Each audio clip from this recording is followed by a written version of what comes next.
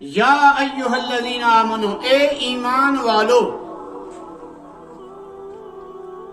اور ایمان والا وہی ہے جس کو اللہ عز الجلال والاکرام کی ذات واحد پر کامل یقین ہو، حضرت رسول اکرم صلی اللہ علیہ وسلم کی ذات عالی پر کامل یقین ہو، آخرت پر یقین ہو، ملائکہ پر یقین ہو، اللہ کی کتابوں پر یقین ہو، مرنے کے بعد جی اٹھنے پر یقین ہو، زندہ ہونے پر یقین ہو، اچھی بری تقدیر پر یقین ہو. یہ ایمان کے مبادیات ہیں، بنیادی چیزیں ہیں یہ. اور ان سب چیزوں پر ایمان لانے کا تذکرہ حدیث مبارک کے اندر موجود ہے. تو یا ایھا الذین آمنو، اے ایمان والے بندے.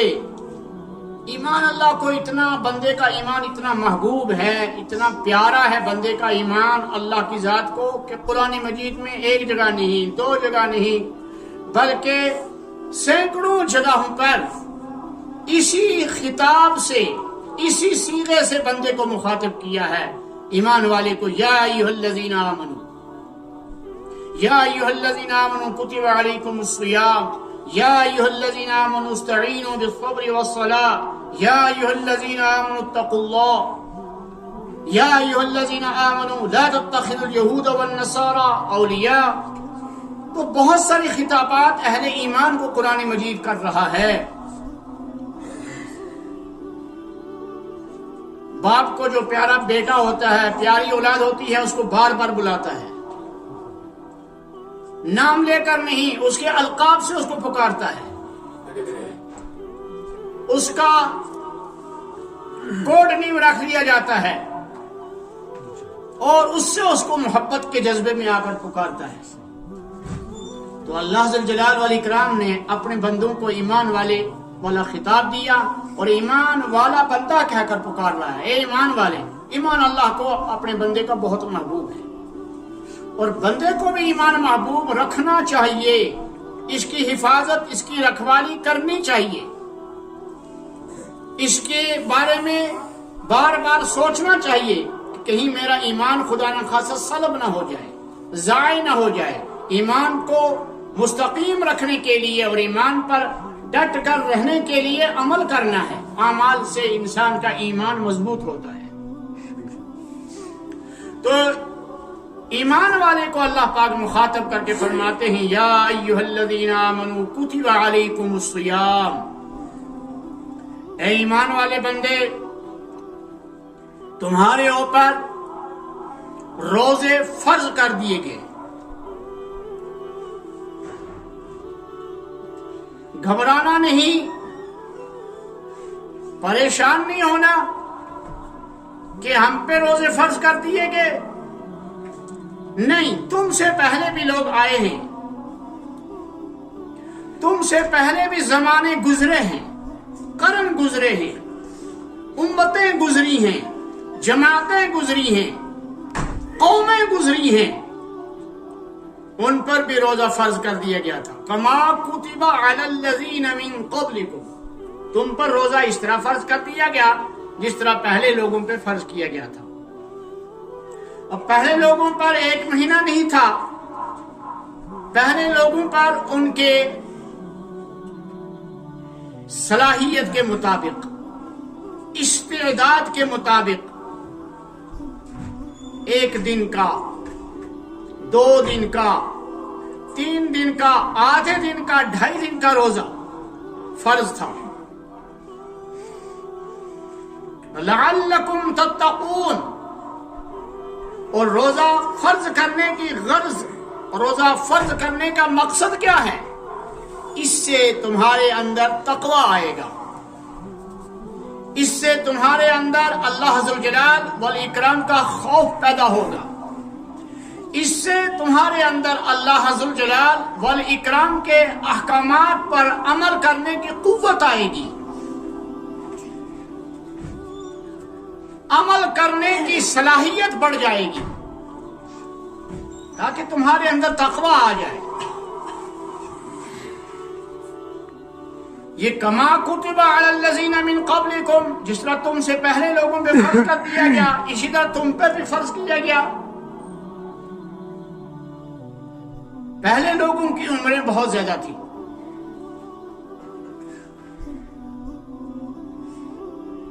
200 سال، 300 سال، 500 سال۔ جیسے قرآن مجید نے سیدنا نوح علیہ السلام کے بارے میں ارشاد فرمایا، وَلَقَدْ أَرْسَلْنَا نُوحًا إِلَىٰ قَوْمِهِ فَلَبِثَ فِيهِمْ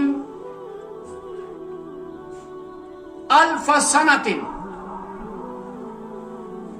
ہم نے نوح علیہ السلام کو اس کی قوم کی طرف پیغمبر بنا کر بھیجا گیا، تو ان کو ہم نے 1000 سال عمر دی، 1000 سال، اور اس میں سے 9,500 سال، 900 سال اللہ تعالیٰ کے دین کی دعوت میں گزارے، دین کی تبلیغ میں گزارے، اور صرف دن نہیں، رات کو بھی دین کی تبلیغ میں لگے رہتے تھے۔ انی دعوت قومی لیلا و نہارا، کہ اللہ میں نے اپنی قوم کو دین کی دعوت دی، رات کو بھی دی، دن کو بھی دی، مسلسل دعوت دیتے رہے۔ تو 1000 سال سیدنا نوح علیہ السلام کی عمر قرآن مجید نے بیان کی۔ تو پچھلی قوموں کی عمریں طویل ہوتی تھیں، ان پر احکامات محدود فرض کیے گئے، معدود فرض کیے گئے، کہ لمبی عمر ہے، کرتے رہیں گے کرتے رہیں گے کرتے رہیں گے تو بہت اعمال ہو جائیں گے، بہت ذخیرہ ہو جائے گا۔ آپ صلی اللہ تعالی علیہ وسلم نے اللہ ذوالجلال والاکرام سے عرض کیا ہے، اللہ پچھلے لوگوں کی عمریں تو بہت زیادہ تھیں، میری امت کی عمر کیا ہے؟ 60 اور 70 کے درمیان، ما بین 60 و 70، 60-70 کے درمیان۔ بہت کم لوگ ہیں جو اس سے آگے جاتے ہیں، بہت کم۔ اکثریت کی بات کی کہ ما بین 60 و 70، تو کہاں 1000 سال، 2000 سال عمر، 200 سال عمر، کہاں 60 سال، 70 سال عمر، یہ تو اس کے مقابلے میں 0 کے برابر بھی نہیں۔ تو اللہ ذوالجلال والاکرام نے اپنے حبیب دو عالم صلی اللہ علیہ وسلم سے فرمایا، میں تیری امت کو ایسے اعمال دوں گا جن اعمال کو کرنے سے یہ امت ان پچھلی امتوں سے آگے بڑھ جائے گی۔ عمر کم، اعمال خوب اور زیادہ، اور پھر ایسے اعمال جن کا ثواب بہت زیادہ۔ مثلا آگے میں بیان کروں گا، حدیث میں آتا ہے لیلۃ القدر جس کو نصیب ہو گئی، تو قرآن مجید نے لیلۃ القدر کے بارے میں فرمایا، لیلۃ القدر خیر من 1000 شہر۔ ایک رات نصیب ہو گئی عبادت کی تو یہ 1000 مہینے سے بہتر،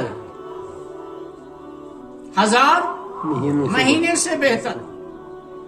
حضرت شیخ الحدیث رحمت اللہ علیہ نے لکھا کہ 83 سال کچھ مہینے عمر بنتی ہے۔ اب آدمی کا انتقال تو 60 کے بعد ہی ہو گیا، اب زندگی میں اگر محنت کی ہوگی اور کئی ساری لیلۃ القدر ملی ہوں گی، نصیب ہو چکی ہوں گی، تو بیڑا پار ہے، پچھلی قوموں سے آگے نکل گیا۔ قرآن مجید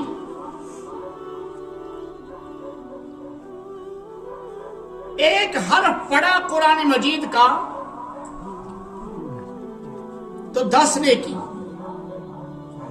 پھر فرمایا الف لام میم ایک حرف نہیں بلکہ 3 حرف ہیں. الف ایک، لام دوسرا، میم تیسرا حرف. تو 30 نیکیاں ملی. پھر حدیث میں آیا کہ ہر نیکی 10 کے برابر، تو کتنی ہو گئی؟ 300 نیکیاں ہو گئی صرف الف لام میم پڑھنے پر. اخلاص کے ساتھ، محبت کے ساتھ پڑھا. اب یہی قرآن پڑھا رمضان میں، تو رمضان میں کیا فارمولہ ہے؟ رمضان میں فارمولہ بیان کیا کہ فرض 70 فرض کے برابر اور نفل فرض کے برابر. اور رمضان میں آپ تلاوت کریں گے ایک حرف 70، ایک حرف کے برابر کی پڑھنے کی نیکی جو ہے وہ 70 درجہ ثواب ملے گا. کتنا؟ 70 درجہ ثواب ملے گا. تو بڑھ گیا. تو پچھلے قوموں کی زندگیاں، عمریں بہت طویل تھیں، اعمال محدود تھے.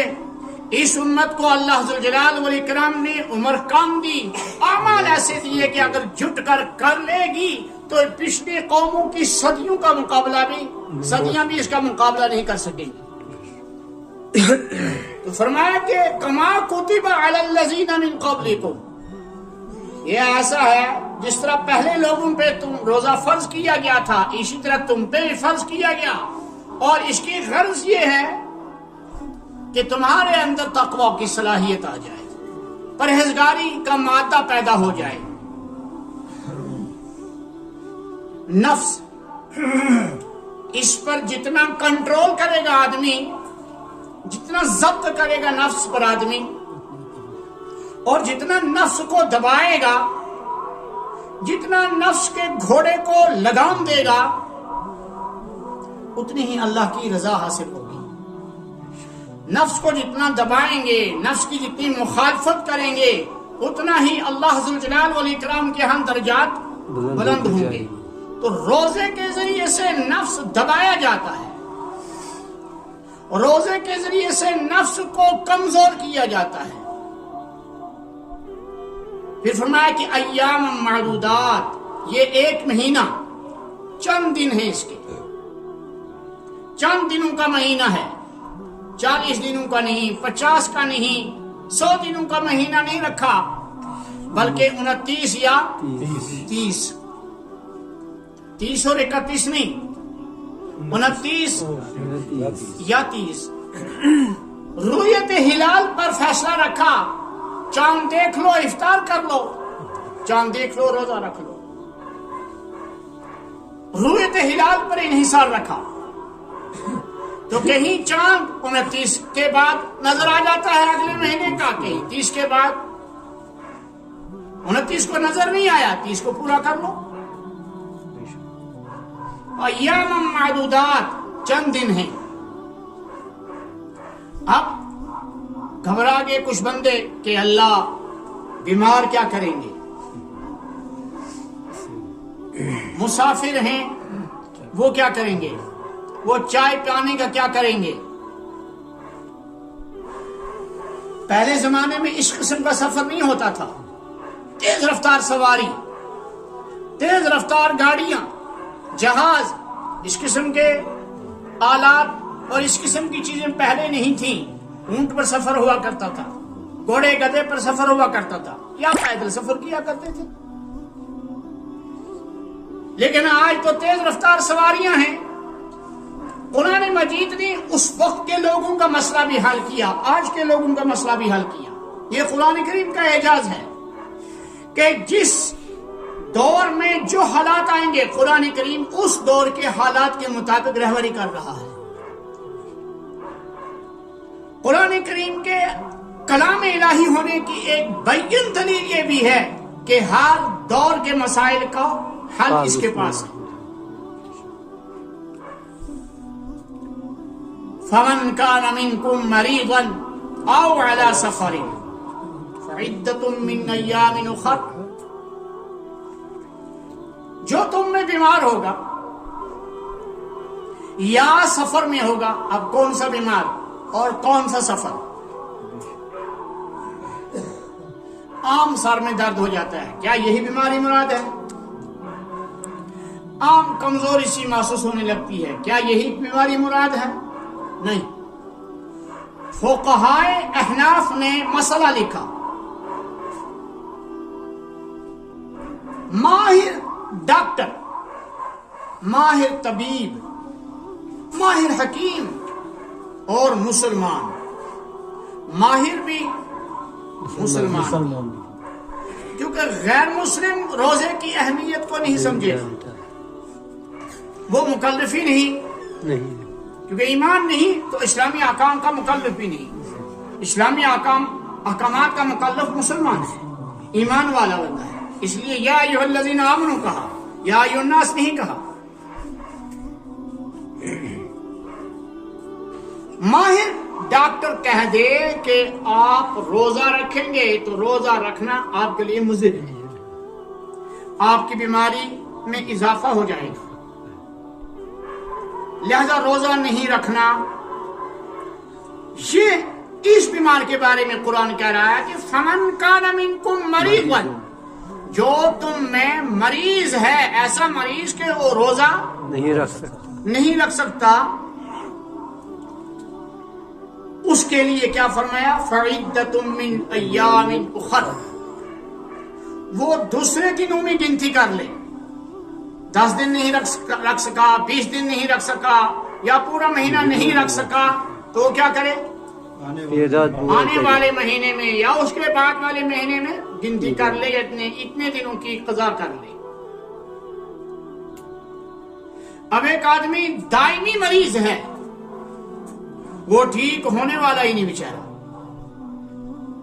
اور جو ہی وہ روزہ رکھتا ہے تو اس کی بیماری بڑھ جاتی ہے. یہ دائمی مریض ہے، اس کے لیے حکم آگے آ رہا ہے کہ یہ ہر دن کا کیا کرے؟ فدیہ دے دے، اور ایک مسکین کو، ایک فقیر کو، محتاج کو 2 ٹائم کا کھانا سیر شکم کروا کے کھلا دے. یہ ایک روزے کا فدیہ ہے. او علی سفرین، یا سفر میں ہے. اب پرانا سفر تو نہیں رہا، آج کل کا سفر کوئی اتنا مسئلہ نہیں ہے، لیکن پھر بھی سفر ہے، پھر بھی. حضرت شاہ صاحب رحمۃ اللہ علیہ نے ایک دفعہ فرمایا تھا کہ آج کل اگرچہ تیز رفتار سواریاں ہیں، لیکن مسافر کے ذہن پر، دماغ پر سفر کا بوجھ رہتا ہے، ایک بوجھ رہتا ہے.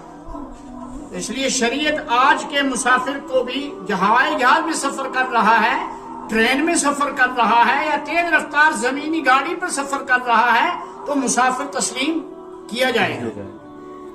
ایک مسافر ہے، اپنے گھر سے نکلا، اپنے محلے میں خالہ کے ہاں چلا گیا، وہ کہتا ہے میں مسافر بن گیا.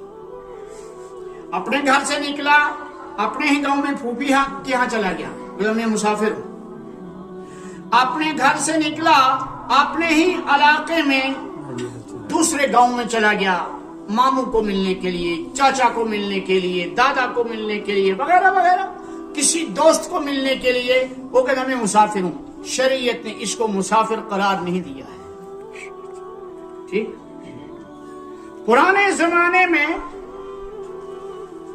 شرعی مسافر کی تعریف کی ہے کتابوں میں کہ جو معتدل رفتار کے ساتھ چل کر 3 دن میں اپنا سفر پورا کرے، وہ شرعی مسافر ہے. مثلا صبح فجر کے بعد اونٹ چلتا تھا، دوپہر میں چلتے چلتے تھک بھی جاتا تھا، دھوپ بھی ہو جاتی تھی تو مسافر پڑاؤ ڈالتے تھے، رات کو وہیں رہتے تھے، گھاس چارے کا انتظام ہوتا تھا، خود بھی آرام کرتے تھے، دوسرے دن پھر الصبح سفر کرتے تھے، تو ایک منزل وہ، دوسری وہ، اور تیسرے دن جا کے پھر سفر منزل پہ پہنچتے تھے. تو اس طرح کے سفر مسافر کو شرعی مسافر قرار دیا. پرانی قدیم کتب کے اندر یہ لکھا ہوا ہے. آج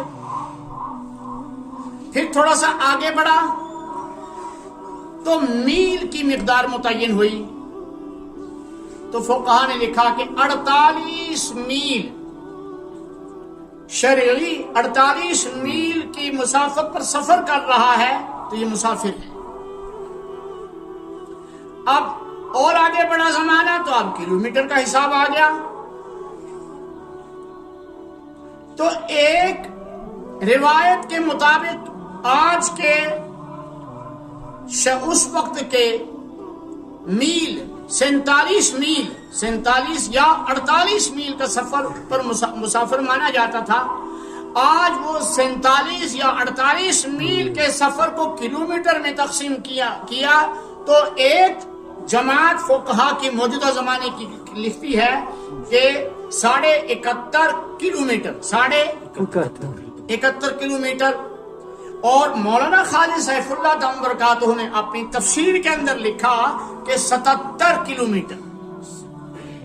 وہ 47 یا 48 شرعی میل جو ہے وہ آج کا کتنا بنتا ہے؟ 77 کلومیٹر۔ 77 کلومیٹر کی دوری پر آدمی نکل پڑا ہے تو یہ مسافر ہے۔ پھر یہ منزل پر جا کر 15 دن سے کم ٹھہرنے کی مدت کی اس نے نیت کی ہوئی ہے کہ 15 دن سے کم ٹھہروں گا میں یہاں، 13 دن 14 دن 10 دن 8 دن وغیرہ کوئی بھی مقدار متعین کر لی کہ اتنے دن ٹھہروں گا، اور 15 سے نیچے کی مقدار ہے تو یہ مسافر ہے۔ اگر 15 دن سے زائد ٹھہرنے کی نیت کر لی تو پھر یہ مقیم کا حکم اس پر لگ جائے گا، راستے کے روزے تو افطار کر سکتا ہے اور روزے رکھے گا، مقام پر پہنچ کر روزے رکھے گا۔ تو قرآن مجید نے کہا وَمَنْ كَانَ مِنْكُمْ مَرِيضًا أَوْ عَلَى سَفَرٍ فَعِدَّةٌ مِّنْ أَيَّامٍ أُخَرَ، جو تم میں بیمار ہو یا سفر میں ہو تو وہ دوسرے دنوں کی گنتی کر لیں۔ آگے ایک مسئلہ اور بیان کیا وَعَلَى الَّذِينَ يُطِيقُونَهُ فِدْيَةٌ طَعَامُ مِسْكِينٍ۔ پہلے یہی حکم تھا عادت اور مزاج بنانے کے لیے، عادت اور مزاج بنانے کے لیے کہ روزہ رکھنے کی عادت ہو جائے، روزہ رکھنے کا مزاج بن جائے۔ جیسے شراب کے بارے میں یکلخت حکم نازل نہیں ہوا، شراب کے بارے میں پہلے دوسرے پارے میں ارشاد ہوا یسألونک عن الخمر والمیسر، یا رسول اللہ صلی اللہ علیہ وسلم یہ آپ سے پوچھتے ہیں شراب اور جوئے کے بارے میں، قل فیہما اسم کبیر ومنافع للناس واسمہما اکبر من نفعہما، آپ فرما دیجئے کہ ان دونوں چیزوں میں لوگوں کے لیے فائدے ہیں، قل فیہما اسم کبیر ومنافع للناس، لیکن پہلے اسم کبیر کہا، کبیرہ گناہ ہے، یہ دونوں کام کبیرہ گناہ ہے، وہ منافع للناس، وہ لوگوں کے لیے فائدے بھی ہیں۔ اچھا اب ایک سوال پیدا ہوا سامع کے ذہن میں، سننے والے کے ذہن میں کہ اچھا نفع زیادہ بہتر ہے یا نقصان؟ تو قرآن نے آگے ایک اور لفظ بڑھا دیا ہوا اسمہما اکبر من نفعہما، ان دونوں کا جو گناہ ہے وہ نفع سے زیادہ بڑا ہے۔ تو جو سلیم الفطرت لوگ تھے انہوں نے یہیں چھوڑ دیا کہ یہ جب نفع سے زیادہ نقصان ہے تو ایسی چیز کو استعمال کرنے کا کیا فائدہ، تو کچھ پیتے رہے شراب، کیونکہ شراب عرب کی مزاج کے اندر، شراب عرب کے رواج کے اندر، شراب عرب کے معاشرہ کے اندر اور سوسائٹی کی جان سمجھی جاتی تھی۔ تو آگے پھر کہہ دیا یا ایھا الذین آمنوا لا تقربوا الصلاة وانتم سکارى حتی تعلموا ما تقولون، ایمان والو نشے کی حالت میں نماز کے قریب نہ جانا جب تک تم یہ سمجھ لو کہ تم کیا پڑھتے ہو، تم کیا کہتے ہو، ہوش آ جائے پھر نماز پڑھو۔ تو بعض صحابہ اس معیار پر آ کر رکے کہ اللہ نماز جیسی محبوب ترین چیز کے بارے میں فرمایا کہ شراب کی حالت میں اس کے قریب نہ جاؤ، تو اس چیز کو چھوڑا کیسے جا سکتا ہے؟ انہوں نے اس کو چھوڑنا پسند کیا، نماز کو چھوڑنا پسند نہیں کیا۔ نماز کا مزاج بن چکا تھا۔ چلتے چلتے آہستہ آہستہ بات آگے بڑھتی گئی، حضور علیہ الصلوۃ والسلام کی صحبت سے فیضیات ہوتے چلے گئے، تو مدینہ طیبہ کے اندر جا کر حکم نازل ہوا، یا ایھا الذین آمنوا انما الخمر والمیسر والانصاب والازلام رجس من عمل الشیطان فاجتنبوہ لعلکم تفلحون۔ اے ایمان والو، شراب، جوا، پانسا اور انصاب گاڑے ہوئے بت، رجس من عمل الشیطان، یہ ناپاک چیزیں ہیں اور شیطانی عمل سے ہیں، فاجتنبوہ، ان سے پرہیز کرو، لعلکم تفلحون، آگے تم کامیاب ہو جاؤ گے۔ تو جب یہ آیت اتری تو مفسرین نے لکھا اور سیرت کی کتابوں میں لکھا ہے کہ مدینہ طیبہ کے اندر اس قدر شراب بہہ رہی تھی جس طرح ندی بہہ رہی ہے۔ جس کے گھر میں 2 مٹکے تھے، 3 تھے، گرا دیے، جو پی رہا تھا ہونٹ کے ساتھ لگایا تھا گلاس تو چھوڑ دیا، آواز آئی تو چھوڑ دیا۔ کیا ایمان اللہ نے ان کو عطا کیا۔ تو اسی طریقے سے روزے کا مزاج بنانے کے لیے قرآن نے کہا وَعَلَى الَّذِينَ يُطِيقُونَهُ فِدْيَةٌ طَعَامُ مِسْكِينٍ، وہ لوگ جو طاقت رکھتے ہیں پھر بھی روزہ نہیں رکھتے تو پھر بھی وہ فدیہ دے دیا کریں۔ لیکن کیا اب بھی یہ حکم ہے؟ نہیں، یہ حکم منسوخ ہوا، فمن شہد منکم الشہر فلیصم، صاف آیت آ گئی، فمن شہد منکم الشہر فلیصم، تم میں جو شہود شہر یعنی رمضان کے مہینے کو پالے وہ روزہ ضروری رکھے، فلیصم امر کا صیغہ، فلیصم وہ روزہ رکھے، چھوڑے نہ، حکم آ گیا۔ اب عام لوگوں کے لیے روزہ چھوڑنا کبیرہ گناہ، حرام،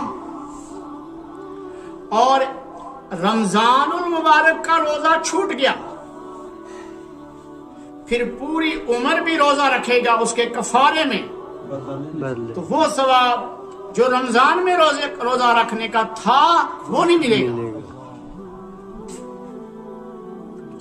اگر چھوٹ گیا روزہ تو ایک روزے کے بدلے فدیہ نہیں، ایک روزے کے بدلے 60 دن لگاتار روزے رکھنے ہیں۔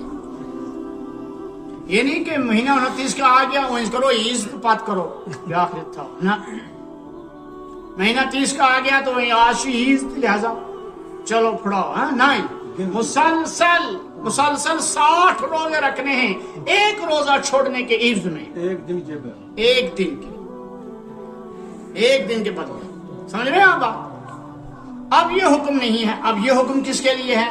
وَعَلَى الَّذِينَ يُطِيقُونَهُ فِدْيَةٌ طَعَامُ مِسْكِينٍ، وہ لوگ جو طاقت روزہ رکھنے کی نہیں رکھتے ہیں، بالکل بوڑھے، بالکل ضعیف، اس کو فقہا نے لکھا شیخ فانی، بالکل بوڑھا، اس بیچارے کو کھڑے ہونے کی طاقت نہیں ہے، سن بھی نہیں سکتا، پورا بول بھی نہیں سکتا، آنکھوں کی لائٹ بھی نہیں، سمجھے نا؟ ایسے آدمی کے لیے حکم آیا کہ یہ آدمی اگر روزہ نہ رکھ سکے، مرد یا یہ اس قسم کی اس عمر کی عورت روزہ نہ رکھ سکے تو اس کے لیے فرمایا فدیۃ طعام مسکین، اس کو فدیہ دینا ہے، اس کو کیا کرنا ہے؟ فدیہ دینا ہے۔ وَعَلَى الَّذِينَ يُطِيقُونَهُ فِدْيَةٌ طَعَامُ مِسْكِينٍ، اور فدیہ کتنا؟ ایک مسکین کو 2 وقت کا کھانا پیٹ بھر کر کھلایا جائے، جو گھر میں خود کھا رہا ہے، گھر میں دال روٹی کھا رہا ہے اس کو بھی وہی کھلائے، گھر میں گوشت بن رہا ہے، طرح طرح کے سلونے بن رہے ہیں تو اس کو بھی وہی کھلائے، جو خود کھائے وہی اس کے لیے۔ فَمَن تَطَوَّعَ خَيْرًا فَهُوَ خَيْرٌ لَهُ، جو بڑھا دے اس فدیہ کو، فدیہ کو بڑھا دے، جو نیکی کرے تطوع مزید نیکی کرے، یعنی فدیہ کے علاوہ بھی کچھ دے، نفل کے طور پر دے، نفلی صدقہ دے، فہو خیر اللہ، وہ اس کے لیے افضل ہے، بہتر ہے۔ وَأَن تَصُومُوا خَيْرٌ لَكُمْ إِن كُنتُمْ تَعْلَمُونَ، اگر تم روزہ ہی رکھ لو یہ بہتر ہے تمہارے لیے، اگر تم جانتے ہو روزے کی فرضیت، روزے کی افضلیت اور روزے کی حکمت۔ ایک کتاب ایک ڈاکٹر نے لکھی، نور باقی ترکی، اس نے 50 قرآنی آیات پر ریسرچ کیا، ان میں یہ روزے کی آیت بھی ہے، وضو کی آیت بھی ہے۔ وَأَن تَصُومُوا خَيْرٌ لَكُمْ إِن كُنتُمْ تَعْلَمُونَ پر وہ لکھتے ہیں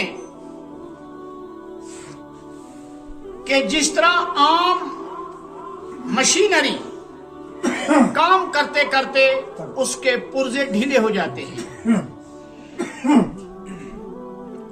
اس کو بار بار گریس لگانی پڑتی ہے، اس کو کارخانے میں لے کر سنبھالنا پڑتا ہے، پھر وہ کام کے قابل بن جاتی ہے۔ یہ مثال دے کے فرماتے ہیں کہ روزہ ہر آدمی کے لیے افضل اور بہتر ہے، اس لیے کہ 16 گھنٹے 18 گھنٹے یا اس سے کم و بیش یا اس سے زائد بھی اپنے اس کھانے کی مشین کو، یہ معدہ جو ہے کھانا ہضم کرنے کی مشین ہے، اور یہ جو گلا ہے یہ کھانا اتارنے کی مشین ہے، تو جس طرح وہ عام مشین کے پرزے ڈھیلے پڑ جاتے ہیں، خراب ہو جاتے ہیں، کام کرنا مشین چھوڑ دیتی ہے، اسی طریقے سے انسانی جسم کی یہ جو مشین ہے یہ بھی کمزور ہو جاتی ہے سال بھر کھانے سے۔ اور حکمتاً اور اس سائنسی دور میں سائنس بتاتی ہے کہ لازمی ہے کہ کم سے کم 1 مہینہ اس کو آرام دیا جائے، ریسٹ دیا جائے۔ 1 مہینہ میں ایک دن میں 17-18 گھنٹے یا اس سے کم و بیش اس کو آرام دیا جائے، تاکہ دوبارہ یہ مشین کام کرنے کے لیے تیار ہو جائے۔ اور لازمی ہے، مفتی عبد الرزاق دام برکاتہ بھوپال کے مفتی، انہوں نے ایک کتاب لکھی روزہ کے متعلق، اس میں لکھا کہ روزہ کینسر کی بیماری کو روک تھام کرتا ہے، گلے کا کینسر، معدے کا کینسر، اس معدے سے جڑی ہوئی رگوں کا اور اس معدے سے جڑے ہوئے اعضاء کا کینسر روزے دار کو بہت کم ہوگا، بہت کم۔ اگر انسان روزہ رکھ لے اور روزے کی عادت بنا لے، ایسے آدمی کو انشاءاللہ العزیز کینسر کی بیماری لاحق نہیں ہوگی۔ اور کینسر تو سب کو معلوم ہے، اللہ تعالیٰ بچائے تمام مسلمانوں کو، تمام انسانوں کو بچائے اس مرض سے۔ جس کو لگ گیا اس کو تو لے کر ہی جاتا ہے، چھوڑتا نہیں ہے۔ اس کے لیے بہترین عمل روزہ رکھ، اس لیے کہا قرآن کریم میں ان کنتم تعلمون پر ڈاکٹر صاحب لکھتے ہیں، اگر تم اس کی صحیح حقیقت کو جان لو تو تم یہی سمجھو گے کہ تمہارے لیے بہتر ہے روزہ ہی رکھنا، روزہ ہی رکھنا بہتر ہے۔ دوستو ٹائم ہو گیا؟ قرآن کریم کے جتنے بھی احکام یا شریعت اسلامیہ کے جتنے بھی احکام ہیں، ہم نے تو یہ احکامات اپنانے ہیں اللہ کا حکم سمجھ کر، اللہ کے نبی صلی اللہ علیہ وسلم کا حکم سمجھ کر، لیکن اس کے اندر مصلحتیں بہت زیادہ ہیں اللہ نے رکھی ہوئی، انسانی زندگی کا بچاؤ، انسانی جسم کا بچاؤ، اس کے اندر بہت زیادہ ہے الحمدللہ. میں نے بتایا بھی ہوگا، ایک دفعہ ایک رسالے میں میں نے پڑھا تھا کہ ادھر امریکہ میں کسی جگہ پر تبلیغی جماعت تھی، تبلیغ والے یہ سحری میں اٹھے تہجد کے لیے، تو نہر کا پانی تھا مسجد کے ساتھ، اس نہر پر یہ وضو کرنے لگے. تو انہوں نے دیکھا کہ ایک آدمی ٹہر رہا ہے. اس نے جب دیکھا کہ یہ لوگ بڑے عجیب طریقے سے وضو کر رہے ہیں، ہاتھ دھو رہے ہیں، منہ میں کل پانی ڈال رہے ہیں، ناک میں پانی ڈال رہے ہیں، چہرہ دھو رہے ہیں، بازو دھو رہے ہیں، مسح کر رہے ہیں گردن کا، تو وہ ڈاکٹر ایک کے پاس آ گیا. وہ ڈاکٹر تھا. میں نے پوچھا تم یہ کیا کرتے ہو؟ ہم تو وضو کر رہے ہیں. تم کون لوگ؟ ہم مسلمان ہیں. اچھا یہ وضو کرنا تمہیں کس نے سکھایا؟ یہ قرآن نے سکھایا اور ہمارے پیغمبر حضرت محمد صلی اللہ علیہ وسلم نے اس کو پریکٹیکل سکھایا اور بار بار وضو کرنے کی تاکید فرمائی ہمیں. اچھا یہ گردن کا مسح جو تم کرتے ہو یہ کیا ہے؟ کہا یہ بھیگا ہوا ہاتھ ہم یہاں لگاتے ہیں. انہوں نے حکم فرمایا ہے کہ گردن کا مسح کیا کرو، اس کو ہم مسح کہتے ہیں. اچھا تو تمہارا نبی جو تھا وہ حکیم بھی تھا، ڈاکٹر بھی تھا. وہ کہنے لگے نہیں، وہ روایتی حکیم نہیں تھے، وہ جو کچھ بھی فرماتے تھے اللہ کے حکم کے مطابق، اللہ کا حکم آتا تھا فرماتے تھے اور تعلیم دیتے تھے. وہ ڈاکٹر کہنے لگا کہ یہ جو تم بھیگا ہوا ہاتھ یہاں گردن پہ لگاتے ہو یہ دل کے دورے کی بیماری کا علاج ہے. کسی بھی وقت میں کسی بھی آدمی کو دل کا شدید دورہ پڑ سکتا ہے جس کی وجہ سے وہ موت کے منہ میں چلا جائے گا، اور اس کے لیے اگر فوری طور پر یہ کر دیا جائے، ہاتھ بھیگا ہوا ہاتھ یہاں رکھا جائے تو اس کو افاقہ ہو جائے گا. بعض علماء نے اس کو لکھا گردن کے مسئلے کو، بعض علماء نے سنت لکھا، بعض نے مستحب لکھا. ایک چھوٹا عمل ہے لیکن قربان جاؤں اسلام کے اوپر، رسول رحمت صلی اللہ علیہ وسلم ذات عالی کے اوپر، کہ آپ صلی اللہ علیہ وسلم نے چھوٹے چھوٹے عمل بھی ہمیں سکھا دیے اور پریکٹیکل انداز میں عمل کرنے کی تربیت دے دی. یہ دسترخوان بچھانا نا، دسترخوان بچھانا، ہم نے گھروں میں دسترخوان رکھے ہیں، چائے شیٹ بھی رکھی ہے، دسترخوان بھی عالی شان رکھے ہیں، سب کچھ رکھا ہے، لیکن وہ رکھا ہے مہمان کے لیے. وہ کس کے لیے رکھا؟ مہمان کے، نہ اپنے لیے نہ گھر کے بچوں. تناول فرماتے تو دسترخوان بچھاتے، کوئی کھانا تناول فرماتے تو دسترخوان بچھاتے. بہت پہلے میں نے ایک حدیث پڑھی تھی، حضرت مغفل بن حرام رضی اللہ تعالی عنہ یہ روایت کرتے ہیں کہ رسول اللہ صلی اللہ علیہ وسلم نے ارشاد فرمایا جو دسترخوان کے اوپر کھانا کھائے گا اور دسترخوان کے اوپر سے جو کھانے کے ریزے، ٹکڑے، چاول کے دانے، روٹی کے ٹکڑے گر جاتے ہیں، دسترخوان صاف ستھرا ہو، اٹھا کر کھا لے، اس کو کوئی مہلک مرض نہیں لگے گا. سفید داغ کے بارے میں فرمایا کہ دسترخوان کے اوپر سے اٹھا کر کھانے والے کو سفید داغ جسم میں نہیں ہوگا برس. اس کی اولاد چالاک ہوشیار ہوگی، اس کی اولاد کو بھی برس کی بیماری نہیں لگے گی، اس کی اولاد بھی مہلک امراض کا شکار نہیں ہوگی، اس کے رزق میں کبھی کمی نہیں آئے گی، حتیٰ کہ اس کے اثرات اس کی اولاد پر بھی مرتب ہوں گے، اس کی اولاد میں بھی رزق کی کمی نہیں آئے گی. یہ تھوڑا فائدہ ہے، چھوٹا فائدہ ہے لیکن نہیں، بہت بڑا فائدہ ہے.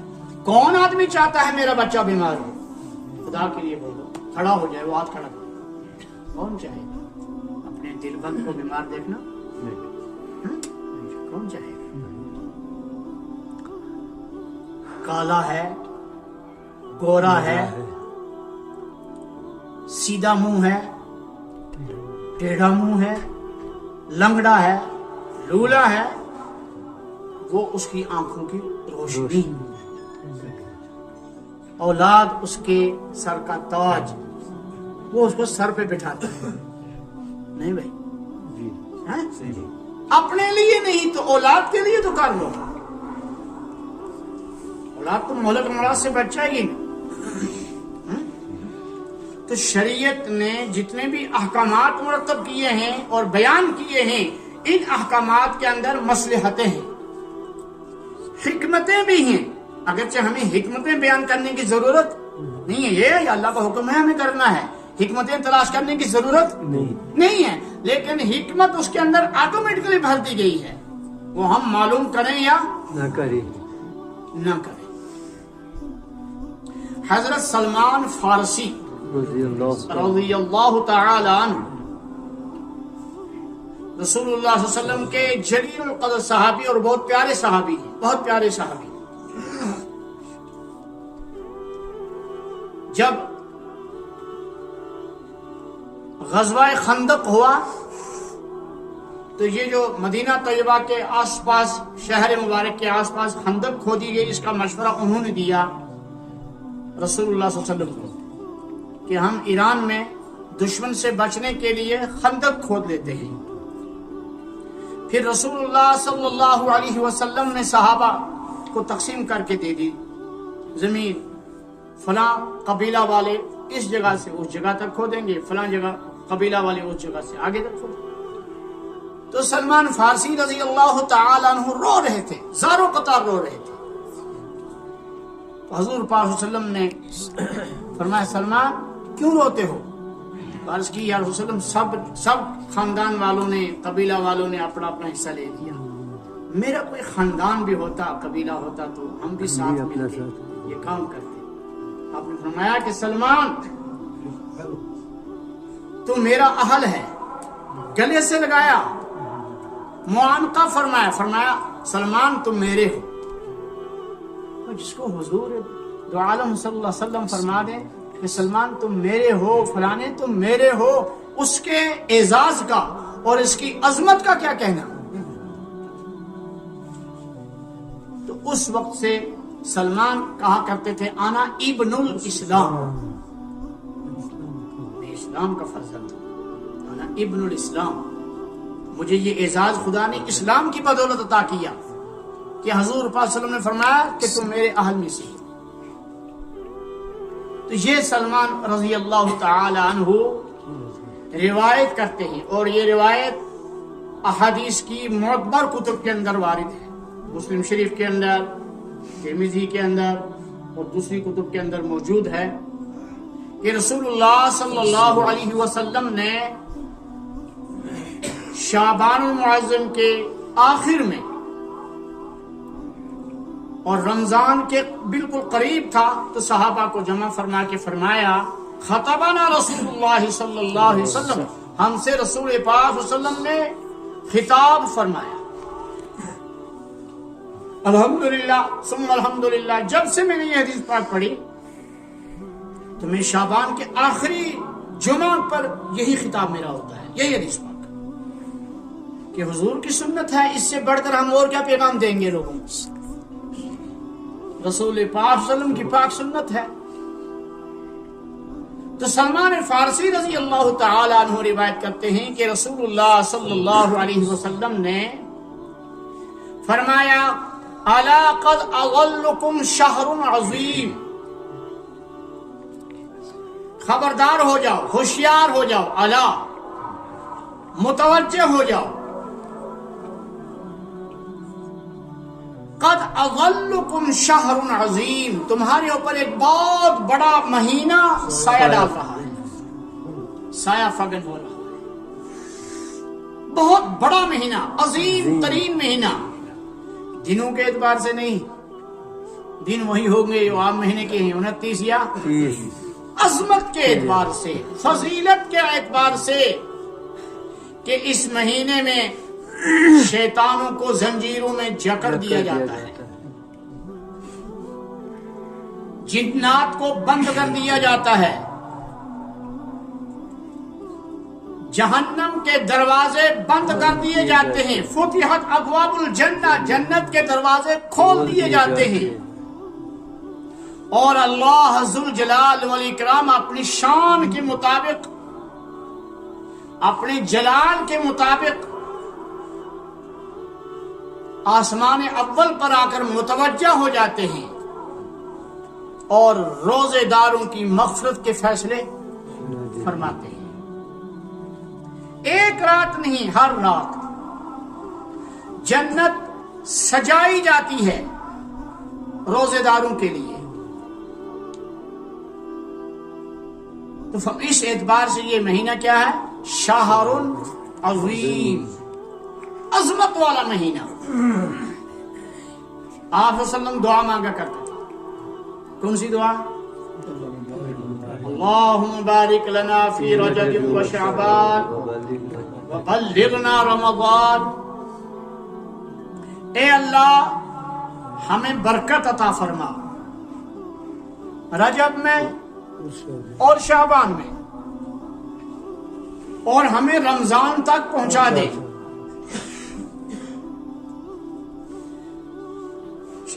رجب کے مہینے میں اور شعبان کے مہینے میں برکت کی دعا کی۔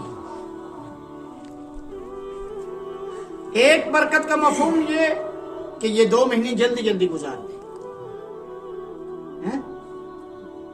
اور ایک برکت کا مفہوم یہ کہ ان دونوں مہینوں کی رحمتیں اور فضیلتیں بھی عطا فرما۔ جو رجب کی فضیلت ہے وہ بھی عطا فرما، جو شعبان کی فضیلت ہے وہ بھی عطا فرما، وبلغنا رمضان، اور رمضان تک پہنچا دے۔ تیسرا مفہوم کہ ہمیں رجب میں شعبان میں موت نہ دے، رمضان تک پہنچا دے، رمضان نصیب کر دے۔ اب یہ کہ رمضان، یہ کیوں نہیں فرمایا رمضان کی برکتیں بھی عطا فرما دے؟ رمضان تو خود بخود بابرکت ہے، رمضان برکت ہی برکت ہے، رات دن برکت ہی برکت۔ تو حدیث میں فرمایا شہر مبارک، ایک فرمایا شہر عظیم، اور دوسرا فرمایا شہر مبارک، عظمت والا مہینہ آ رہا ہے اور برکت والا مہینہ آ رہا ہے۔ رمضان کی برکت، مسجد شریف پوری بھری ہوئی، کھینچا کھینچ بھری ہوئی، حمام میں، غسل خانوں میں وضو کرنے کی جگہ ہی نہیں، لائن لگی ہوئی، چاہے دن کی نمازیں ہیں چاہے رات کی نمازیں ہیں، اور شوقین اور ذوق رکھنے والے قرآن مجید حافظ صاحب کا سن رہے ہیں بڑی توجہ کے ساتھ، بڑی محبت کے ساتھ، اخلاص کے ساتھ، اور ان میں سے بعض کہتے ہیں حافظ صاحب آرام سے پڑھو، آرام سے، پوری رات بھی لگ جائے تو کوئی بات نہیں، اور بعض تو بیچارے میری طرح کے وہ کہتے ہیں امام صاحب فن سب پھرگا، فن سب پھرگا، فٹافٹ، ایک دو تو بس چل۔ ان بیچاروں کو تو اس کی عظمت کا پتہ نہیں، ان بیچاروں کو اس کی برکت کا پتہ نہیں۔ جن کو برکت کا پتہ ہے، جن کو عظمت کا پتہ ہے، وہ چاہتے ہیں پوری رات اللہ کے دربار میں کھڑے ہوں، قرآن پاک پڑھتے رہیں یا سنتے رہیں، اور نیند کا تو نام ہی نہیں۔ یہ اصل میں یہ چیز محبت پر منحصر ہے، جس کو جتنا اللہ کی ذات سے تعلق ہوگا وہ اتنا اس مہینے سے فائدہ اٹھائے گا۔ شہر مبارک، برکت والا مہینہ آ رہا ہے، وَالشَّهْرُ يُزَادُ فِيهِ رِزْقُ الْمُؤْمِنِ۔ عام مہینوں میں انسان اتنا پھل نہیں کھاتا، اتنی لسی نہیں پیتا، اتنے حلوے اور پھرنیاں نہیں کھاتا، زیادہ اتنا گوشت نہیں استعمال کرتا۔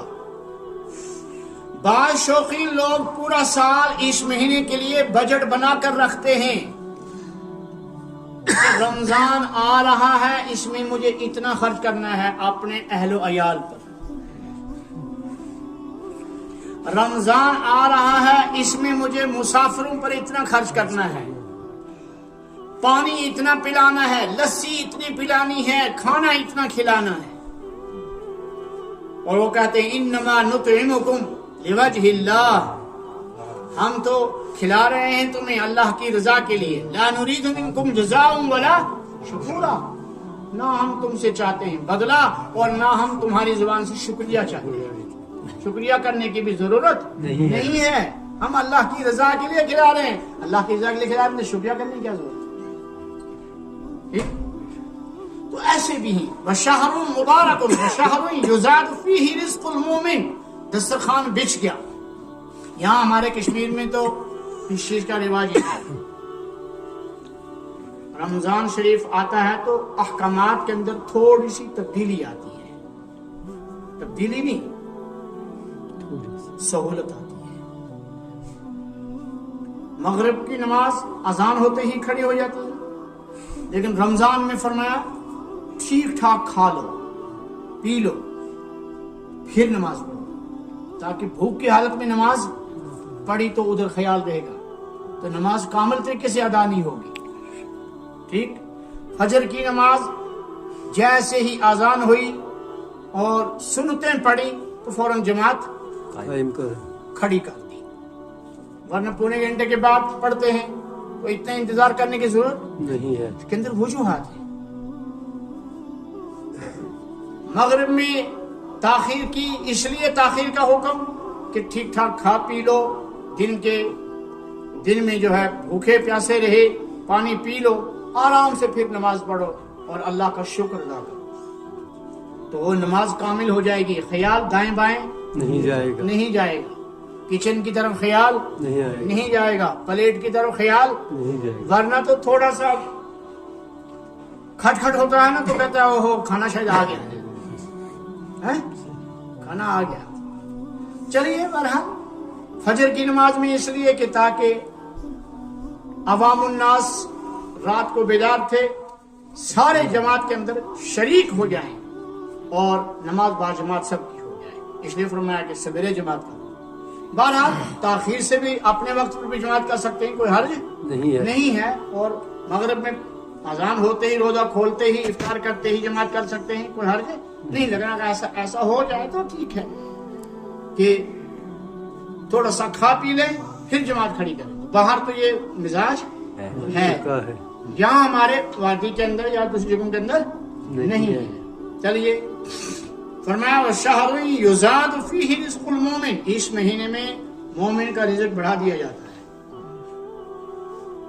مومن کا رزق بڑھا دیا جاتا ہے۔ عام مہینے میں کھجوریں نہیں کھاتے، اس مہینے میں خوب کھجوریں چلتی ہیں، بچے بھی کھاتے ہیں، جوان بھی کھاتے ہیں، اور گھر میں بھی کھجوریں۔ اس مہینے میں عام پھل فروٹ لے لیتا ہے اور کھا لیتے ہیں، اور اس مہینے میں غذا اچھی سی اچھی کر دیتے ہیں، بہتر سے بہتر غذا کر دیتے ہیں اپنے لیے اپنے عیال کے لیے۔ وَالشَّهْرُ يُزَادُ فِيهِ رِزْقُ الْمُؤْمِنِ، یہ ایسا مہینہ ہے اس میں مومن کا رزق بڑھا دیا جاتا ہے۔ پھر فرمایا وَالشَّهْرُ الْمُوَاسَاةِ، یہ برابری کا مہینہ ہے۔ افطار کر رہے ہیں روزے دار، بچے بھی آگے، ان کو بھی برابر پلیٹ دینی ہے، ان کو بھی برابر پھل دینا ہے، حالانکہ وہ روزے دار نہیں ہے، بلکہ بعض جگہوں میں دیکھا کہ بیمار بھی آ کے دسترخوان پہ بیٹھ جاتے ہیں وہ برکت حاصل کرنے کے لیے، وہ لوگ بھی بیٹھ جاتے ہیں کمزور بوڑھے ضعیف بیچارے جو روزہ نہیں رکھ سکتے ہیں، جن کو حکیم نے بھی اجازت دی، ڈاکٹر ماہر نے اجازت دی، وہ بھی آ کے دسترخوان پہ بیٹھ جاتے ہیں تاکہ برکت حاصل ہو جائے۔ تو شہر المواسات،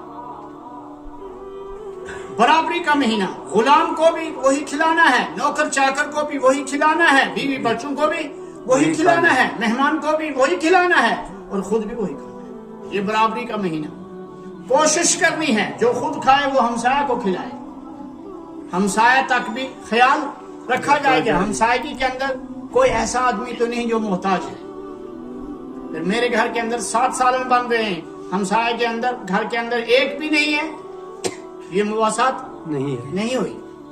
تو ہمسایگی کا بھی خیال رکھا جائے، ہمسایگی میں پہلے سے معلوم ہوتا ہے کون غریب ہے کون محتاج ہے، اس کا رمضان میں خیال رکھنا ہے۔ تو شہر المواسات، تب یہ جا کے برابری کا مہینہ بن جائے گا، ورنہ خود ہی کھاتے رہے تو برابری کہاں رہی۔ تو فرمایا وہ شہر المواسات، برابری کا مہینہ آ رہا ہے۔ वशहर सब्र, और सब्र का महीना आ रहा है, तहम्मुल का महीना आ रहा है। मेहमान आ गए, पहले मेहमानों को खिलाओ। बच्चे जमा हो गए घर में, वो कहते हैं हम भी खाएंगे, तो पहले बच्चों को खिलाओ, पहले कमजोरों को खिलाओ, फिर खुद खाओ। अव्वाबीन, पढ़ के खाओ, जल्दबाजी मत करो कि 2 रकात पढ़ी फटाफट और जाके दस्तरखान पे बैठ गए, प्लेट में हाथ घुसेड़ दिया। नहीं, हराम के साथ, वकार के साथ। अव्वाबीन कम से कम 6 रकात पढ़ के फिर जाओ। और 6 रकात में आम लोग कौन सा आधा सपारा 1.5 सपारा पढ़ते हैं। अलम तरा कैफा और इन्ना आतईना है, तो इसमें कितना टाइम लगेगा? टाइम लगेगा। तो बहरहाल वशहर सब्र, ये सब्र का महीना है, ये महीना सब्र सिखाता है। वस्सब्रु सवाबुहुल जन्नह, और सब्र क्या है? उसका बदला जन्नत है। फिर फरमाया वशहरुन अव्वलुहु रहमा, एक ऐसा महीना आ रहा है जिसका पहला अशरा रहमत ही रहमत है, यानी पहले अशरे में बहुत ज्यादा रहमत बरसती है। जिसने कभी नमाज नहीं पढ़ी वो पहले अशरे में आके साथ में खड़ा हो जाता है, समझे ना। जो बेचारा सुबह मुंह धोता है, फिर कहीं दूसरी सुबह को धोता था, तो अब रमजान में उसको ये माहौल मिल गया कि वो 5 वक्त मुंह धो के नमाज में खड़ा हो रहा है। बल्कि अगर वुजू करना आता नहीं तो वो अपने भाई को, अपने दोस्त को कहता है वुजू कैसे करते है ना। वो शहरुन अव्वलुहु रहमा, एक ऐसा महीना आ रहा है कि इसका अव्वल हिस्सा रहमत ही रहमत है। रहमत तो पूरे साल बरसती है अल्लाह की, और पूरे रमजान बरसती है, लेकिन रमजान का पहला दिन मखसूस है रहमत के साथ कि पहले ही 10 दिनों में इतनी रहमत बरसती है, इतनी रहमत बरसती है कि हर बंदा मगफरत के काबिल हो जाता है, अमाल कर करके, नमाजें पढ़ के, रोजा रख के मगफरत के काबिल हो जाता है। तो फरमाया व औसतुहु मगफिरा, इसका दरमियान वाला असरा जो है, हिस्सा जो है वो मगफरत का है, उसमें अल्लाह ताला मगफरत कर देते हैं। चलो व आखिरुहु इत्कुम मिनन नार, जब पहला अशरा भी खूब जम के इबादत की, तरावी भी पढ़ी, कुरान मजीद की तिलावत भी की, जिक्र अज़कार भी किया, दरूद पाक भी पढ़ा, सदका खैरात भी किया, रोजा भी रखा और नेक अमाल के अंदर भी जुटा रहा, तो अल्लाह की रहमत मुतवज्जा हो गई और दूसरे आशरा में मग़फ़िरत हो गई। तो अमाल करता रहा, तो वह आखिरुहु इत्कुम मिनन नार। नतीजा ये निकलेगा कि आखिरी आशरा जो है उसमें अल्लाह पाक लिख देते हैं कि इस बंदे को जहन्नम से आजादी है, ये जहन्नम से आजाद है। ये कोई मामूली फजीलत नहीं है इस महीने की, ये इस महीने की खासियतें हैं, ये इस महीने की फजीलतें हैं। इन फजीलतों को, इन खसूसियतों को हासिल करना है, और हासिल कैसे करना है? रमजान की कदर करके, रमजान की। और रमजान आ रहा है, अल्लाह ने हमें दोबारा रमजान अता फरमा दिया अपनी जिंदगी में, ये अल्लाह का बहुत बड़ा करम और उसका एहसान है। वो चाहता तो साल के पिछले महीनों में हमें मौत दे देता, हम कब्र में सोए होते, रमजान नसीब नहीं ना होता, लेकिन ये उसका करम। और कितने सारे लोग चले गए, हमसाएगान में से चले गए, दोस्तों में से चले गए, बुजुर्गों में से चले गए, उलमा में से चले गए, जिसका वक्त जितना पूरा हो गया अल्लाह पाक उसको उठा रहे हैं, लेकिन हमारा वक्त अल्लाह ने अभी रखा है। ये अल्लाह का एहसान मानकर और अल्लाह का करम मानकर अल्लाह के दरबार में खड़ा होना चाहिए और रमजान की कदर करनी चाहिए। अल्लाह तेरा शुक्र है, आइंदा रमजान क्या पता मिले या न मिले, ये किसको पता, समझे ना। इसलिए कोशिश करनी चाहिए कि खूब इस महीने का फायदा उठाया जाए, और इस महीने में जितनी इबादत करेंगे, पूरे 11 महीने के लिए इंसान इस महीने की इबादत के लिए तैयार हो जाता है। یہ مہینہ جو ہے یہ مشق ہے، اس میں عبادت کی مشق کرنی ہے، اس میں عبادت کا مزاج بنانا ہے، اس میں عبادت والی طبیعت بنانی ہے. پھر دیکھیے پورا سال انشاءاللہ عبادت ہی عبادت میں انسان گزارے گا. بیٹھا دکان پر ہے لیکن خیال مسجد کا ہے،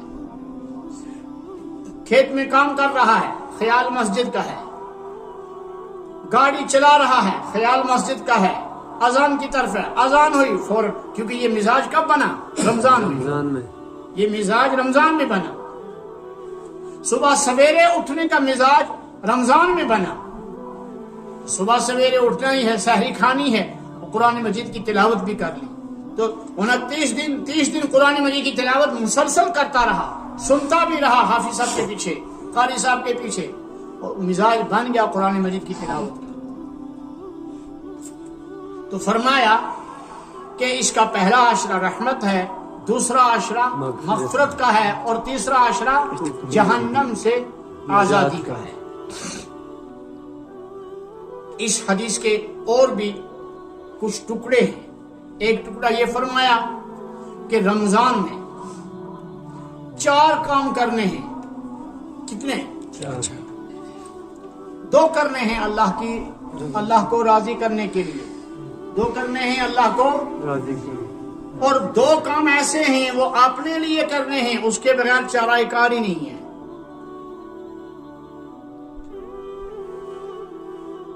لا الہ الا اللہ، اس کی کثرت، اس کی کثرت اللہ کی رضا کے لیے.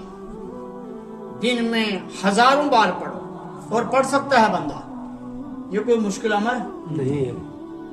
اور استغفار کی کثرت، استغفر اللہ الذی لا الہ الا هو الحی القیوم واتوب، یا استغفر اللہ ربی من کل ذنب واتوب الیہ، یا خالی استغفر اللہ.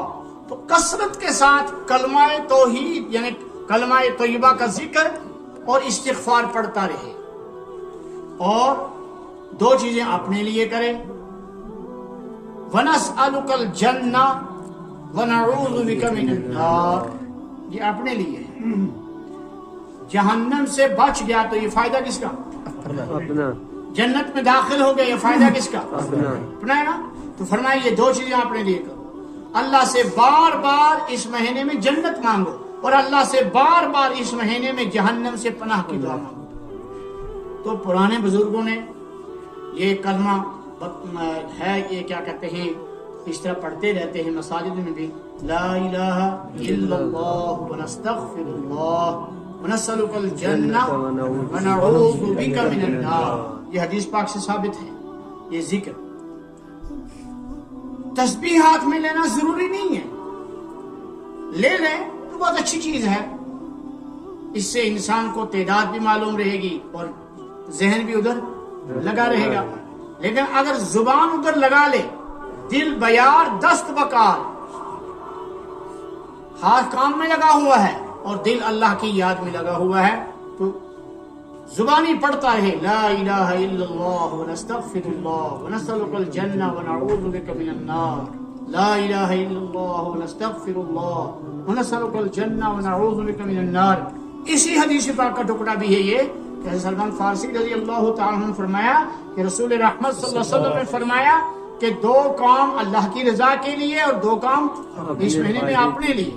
اور قرآن مجید کے نزول کا مہینہ ہے، قرآن مجید کی تلاوت کا حق ادا کیا جائے اس مہینے میں، اور عام دنوں کے اندر بھی قرآن مجید کی تلاوت کا معمول بنانا چاہیے. جو حافظ صاحب ہے، حافظ صاحب کے لیے ہمارے اکابرین نے فرمایا کہ نوافل میں 3 سپارے پڑھے جائیں روزانہ، نوافل میں، اوابین میں، تہجد میں، یعنی غیر رمضان میں بھی. اور رمضان میں بھی تو تراویح ہے ہی. اور جو غیر حافظ ہے وہ بھی کم از کم اگر اس نے قرآن پاک پڑھا ہوا ہے تو وہ کم از کم 1 سپارہ قرآن مجید کا پڑھے، اور